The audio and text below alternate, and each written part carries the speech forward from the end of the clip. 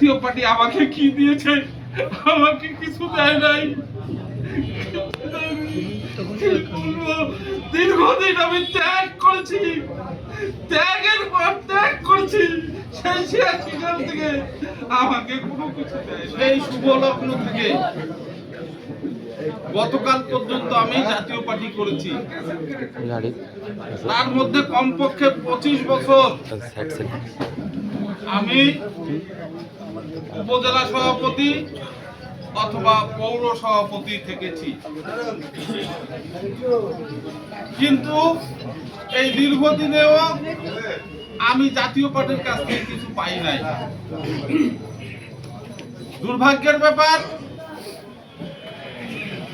অনেক কয়েকটা এমপি এসেছে জাতীয় পার্টিতে, তাদের মাধ্যমেও আমি এই সৈয়দপুর কিশোরগঞ্জের জনগণের কোনো উপকার করতে পারি নাই। এর মধ্যে আমার শওকত ভাই এক্সেপশন, সে কিছু কিছু কথা আমার শুনেছে, দেখেছে। অন্যান্য এমপিরা আমাদের কোনো কথা শোনে নাই, কোনো কথা রাখে নাই। তারা বেঈমানি করেছে এই সৈয়দপুর কিশোরগঞ্জের জনগণের সাথে। এই দীর্ঘদিনে একবার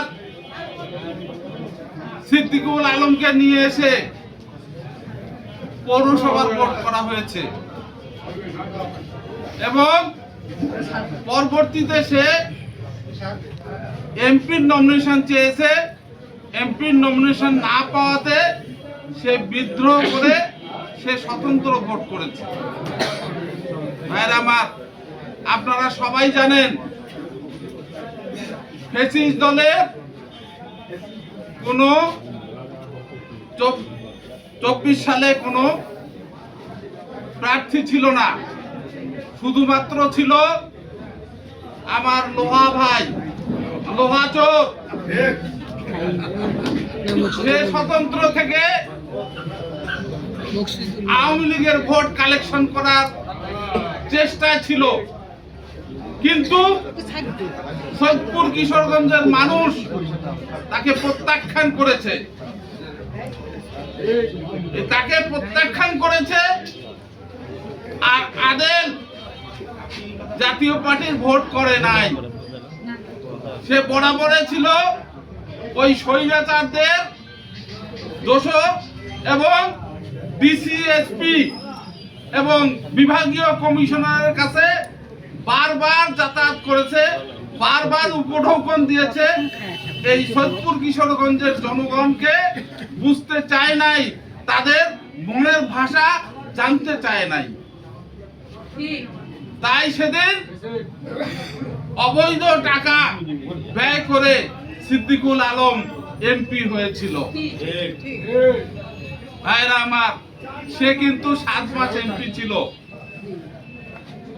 আমার তো যতটুক দেখা, আমি যতটুক দেখেছি, আমি তো তার নির্বাচন করি নাই। আমি জাতীয় পার্টির পক্ষে ছিলাম, আমি সিদ্দিকুল আলমের পক্ষে ছিলাম না। কিন্তু তারপরে আমি যতটুক দেখেছি যে এই 7 মাসে সৈয়দপুরের 7টা লোকের কোনো উপকার সে করে নাই এবং সৈয়দপুরের দৃশ্যমান কোনো 10,000 টাকার উন্নয়ন, কোনো কর্মকাণ্ড সে দেখাইতে পারবে না।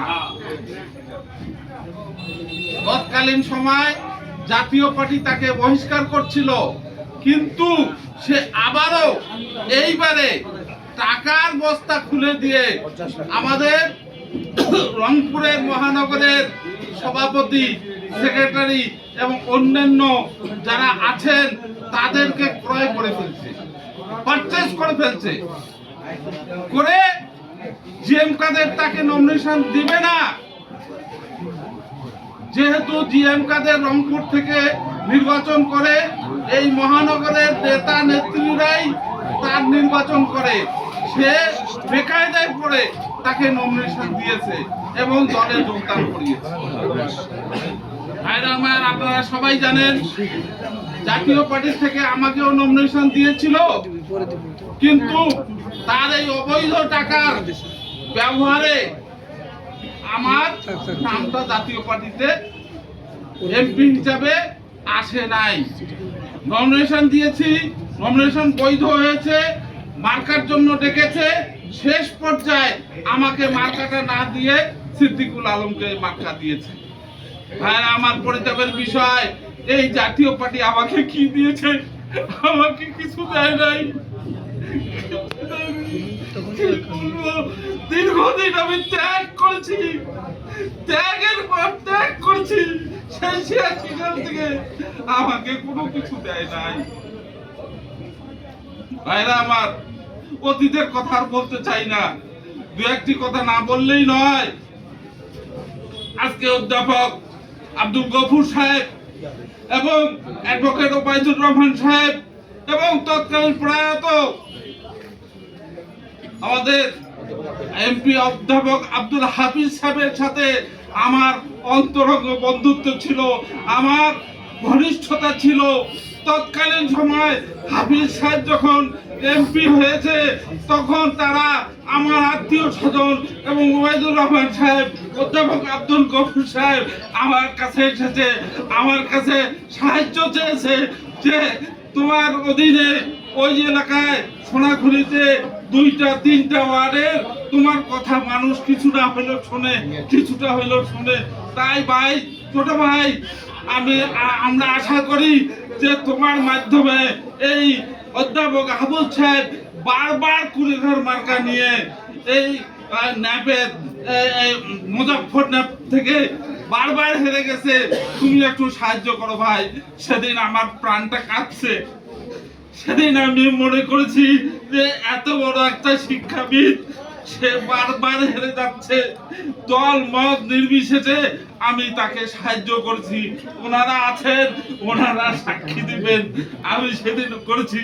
আজ থেকে নমিনেশন যেদিন পেয়েছে আব্দুল গফুর সাহেব, সেদিন আমার অফিসে উনি এসেছেন, উনি আমার কাছে সাহায্য চেয়েছেন। আমি ওনাকে বলেছি যে ভাই, আগামী দিনে, গত দিনে অধ্যাপক আব্দুল হাফিজ সাহেবকে যেভাবে আমি সাহায্য করেছি, সেভাবে এবারেও আমি আপনাকে সাহায্য করেছি। এই সবার কাছে এই কথাটা বললাম। অধ্যাপক সাহেব আছেন, ওনার কাছে জিজ্ঞাসা করে নেবেন।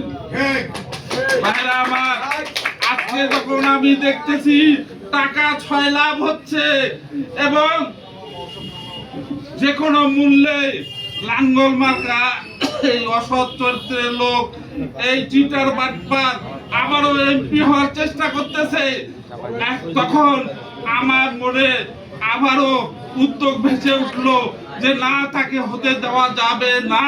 ঠিক, কি করতে হবে? অধ্যাপক আব্দুল গফুর সরকারকে আরো শক্তিশালী করতে হবে। তাই আমি আজকে মহানামাকেও ডাকছি, আমাদের ওই রিপু ভাই তাকেও ডাকছি। আমি আজকে আমি প্রায় ২০০০ নেতা কর্মীকে নিয়ে নীলফামারীতে গিয়েছি এবং আমি আমাদের বিএনপি চেয়ারম্যান তারেক রহমানের হাতে হাত রেখে আমি এই বিএনপিতে যোগদান করেছি। ভাইরা আমার, তাই আজকে আপনাদের সামনে আমরা শপথ নিতে চাই যে বিএনপি থেকে আব্দুল গফুর সরকারকে যে কোনো মূল্যে আমাদের শ্রম দিয়ে, অর্থ দিয়ে, সবকিছু দিয়ে, যত তার সুযোগ সুবিধা আছে, আত্মীয় স্বজন, বন্ধু বান্ধব, পাড়া পড়শি সকলের হাতে পায়ে ধরে আজকে ধানের শীষকে জয়ী করতে হবে এবং আমাদের এই সৈয়দপুর কিশোরগঞ্জে উন্নয়ন করতে হবে। অতীতে সৈয়দপুর কিশোরগঞ্জ উন্নয়ন হয় নাই, বলছে সরকাররা বলছে যে এখানে ইয়ে করা হবে, আন্তর্জাতিক বিমানবন্দর করা হবে, কিন্তু এটা মুখে বলা মাত্র, আর কোনো কিছু না। এবং আমাদের যে এমপি ছিল, এমপিরা কোনো কিছু করতে পারে নাই। আজকে থেমে আছে আন্তর্জাতিক বিমানবন্দর, এখানে রেলওয়ের কারখানায় 14,000 শ্রমিক এখানে থাকতো, 14,000 শ্রমিক শ্রম দিত। এখানে রেলগাড়ির অনেক যন্ত্রাংশ হইতো, বডি ফিটিং হইতো, ইত্যাদি হইতো, অনেক কিছু হইতো। আজকে 1,500 শ্রমিক আছে এখানে, এটা বিলুপ্তির পথে। এখানে বলিষ্ঠ কোনো নেতা ছাড়া, বলিষ্ঠ কোনো এমপি ছাড়া এইগুলা পুনরুদ্ধার হবে না। প্রিয় ভাইরা আমার, আমি আব্দুল গফুর সরকার সাহেবকে শিক্ষাবিদ হিসাবে শিক্ষাবিদ হিসাবে আমি নির্দেশ করেছি। উনি এমপি না থাকায় উনি সৈয়দপুরে 2টা মহাবিদ্যালয় করেছে, কলেজ করেছে, ডিগ্রি পর্যন্ত সেই কলেজ 2টি। তার